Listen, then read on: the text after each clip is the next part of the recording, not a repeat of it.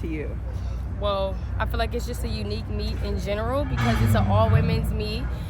36 of the fastest women in the world, and this is the first time anything like this has ever been done in history. So for me and just in general, it's just a unique experience, it's a unique meet, and I'm just glad to be a part because, I mean, this is the first time anything like this has ever happened. And I feel like this is the secondary customary question, but this is a long season. You're coming up with some big accolades. Congratulations to you. Thank you. So what is your mindset shift to come back and compete, and how have you carried it through September? Because normally we'd be done. Yeah, so for me, I always knew that the goal for me was going to be being done in September 26th. So my mind was already set to that. So it hasn't been too hard, especially when they have the highest prize money ever at a meet outside of the World Championships. You know, it's not too hard to stay focused on $60,000. So trying to talk loud.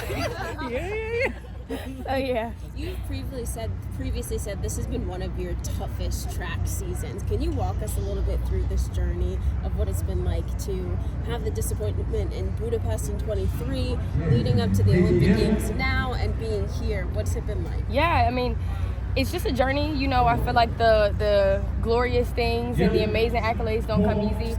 So for me, truly, I mean, I just took those losses and took those down times when, you know, just as a learning experience, and it was very uncomfortable. It was pretty unfortunate when, you know, those things did happen. But I mean, I don't want to say I'm glad that it did happen, but who would have known if it didn't happen where I would be now, because I think it just built that endurance in me.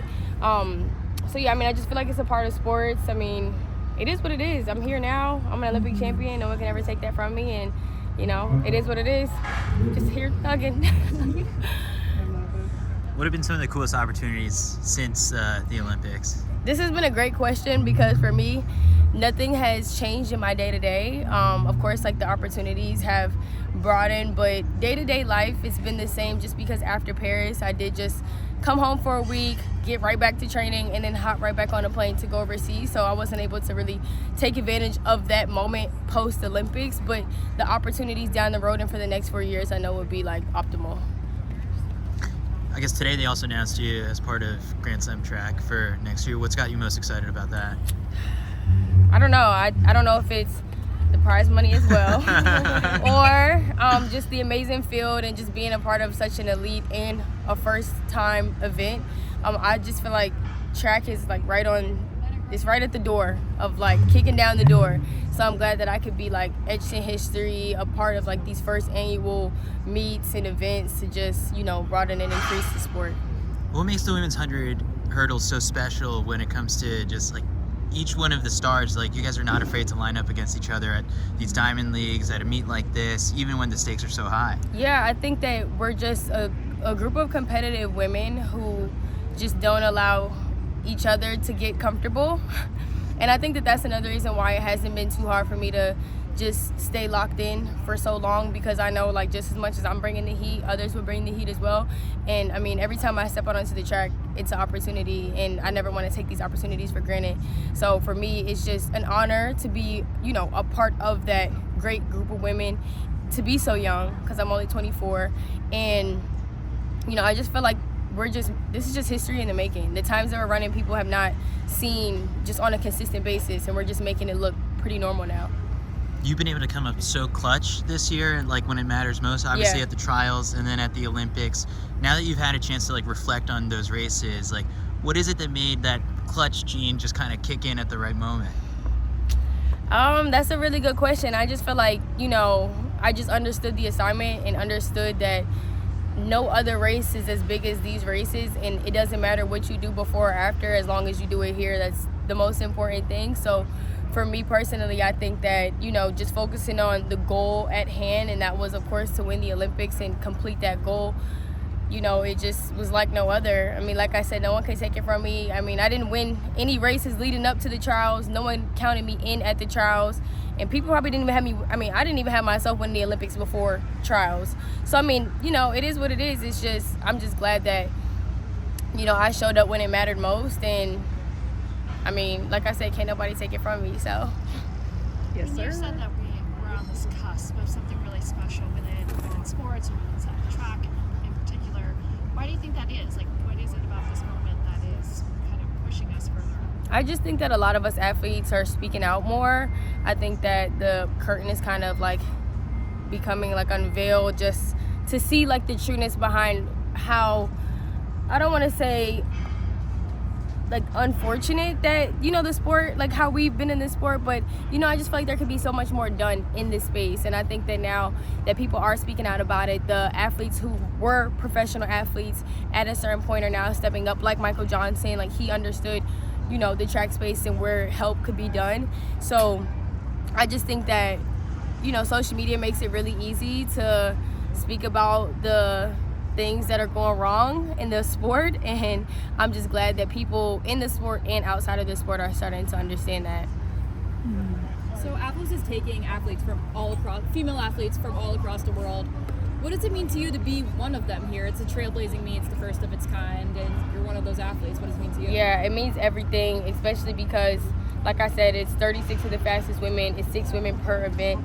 So for me, it was very important to be a part of this meet. I mean, when I heard that it was September 26th, I was like, dang, that's kind of a far time away when I found out about it. But it was still like, at the end of the day, I'm going to do it. I'm going to get the job done, and I want to come and show up because it's the first annual meet. I don't know if this is going to be an annual thing. I pray that it is. But it was just important to me to be a part of this history. I feel like this is going to be the start of hopefully multiple Athlos meets to come throughout the year next year. And I can always say I was a part of the first one. We've seen a massive emphasis on track events kind of turning into a full production, like a whole experience, like that Mondo versus Warhol. Like Yeah. This, like, what do you kind of make of that direction that like track is taking? Like, is that something that like you are eager to see kind of moving forward? Absolutely. I just think that there's so much more growth that can be done in this sport, and with these type of events, with these one versus one, you know, these all women's meets, just bringing more light to the sport, bringing Megan Thee Stallion out, who people might just come to see Megan Thee Stallion and end up becoming a track fan just to see how amazing it is. It's just, like I said, it's so empowering, and at the end of the day, I'm just glad to be a part of that history, just because I feel like people only know about the Olympics know about track during the Olympics. So now that there's other meets that are incorporating outside things to draw the regular general public to these meets, it's like, all right, you know, this isn't just a 4-year thing, every 4-year thing. This is a job that people are doing on a consistent basis that, you know, we want to watch, you want to tune into, and, you know, we could possibly invest into. I just think once you start getting into the 1v1s, people start betting, you know, people gonna watch what they put their money into. So I think that, you know, there's just a little more that could be done, but I feel like we're moving in the right step. Do you think you'd sign up for a 1v1 if the right match was there? Yeah, absolutely. I mean, I just feel like it just brings so much like attention and eyes to the sport. Like, just to say, if I could run against like Simone Biles or someone outside of my sport, or even someone in my sport but just in a different event like Mondo and Karsten, like, it just will bring other eyes from other events, because, you know, each event has their own set of eyes they're gonna watch, and then more people are gonna watch who are already a fan of me. You guys are all, like, so all of you athletes are bringing your own personality, which is great, headlining in a way. I hope you don't mind if I just ask you about one of the fellow stars here, in Gabby Thomas, like, just the 3 gold medals and coming home. Have you seen her kind of trying to push the sport forward too? Yeah. What's your impression of what she's done for track? I mean, honestly, I'm mind blown, but then again, I'm not, because she's a Harvard grad. But when I seen that she was on the panel with Alexis and they were talking about this meet, I was like, oh yeah, this is gonna be a great meet because Gabby's a part of it. So when I seen it initially, I was just like, yeah, this is something I wanna be a part of. I know someone in the track space wasn't gonna allow this meet to just be like, you know, thrown together. I knew it was gonna be run very well and everything was gonna be in alignment. So when I seen her, like I said, sitting down with Alexis, I was like, yeah, this is gonna be something good. Okay. And you've had that one more? What's your walkout song tomorrow? I don't know, I picked 4. I don't know if it's in an email or something. I need to ask, because I don't know the exact one that they decided to pick. I don't know. All right. You say something? Yeah, so since you've been done with Paris and you earned your gold, what has been like your favorite outside of track thing that you've done? Honestly, just detaching from social media and just hanging with friends and family who still know me as the regular Masai before an Olympic gold or before I ran 12:25, and just to, you know, connect back to that community that just loves me and knows me for just who I am, not for what I've done.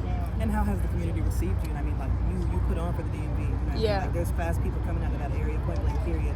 But, you know, how has the community reception been? Yeah, the community reception, of course, like at first was amazing, but like when now I have this title as the Olympic champion and people see me getting beat in a race, like they're like, oh, what happened to the Olympic champion? And it's like, you know, at the end of the day, like I said, I didn't win a race before leading up to trials, and then I didn't even win the race before I won the Olympics. Like the last race I won before winning, I didn't win it. So it's just like I showed up when it mattered most, and at the end of the day, I'm still running world-class times. I'm, you know, still very young. And I mean, people get it, like, I don't want to say confused, but I'm young, I'm still a rookie. This is my first year professional, so even when I went overseas on the circuit, that was new for me. I've never been away from my coach for that long. I've never gone overseas, and I mean, I've gone overseas, but I didn't go right after a championship. That was my first time competing after a major championship. I was like, all right, the Olympics is done, what's next? Like, you know, and I'm just like lining up, and you know, every time I ran, it was just like very hard to get myself going just because I knew I kind of accomplished the goal.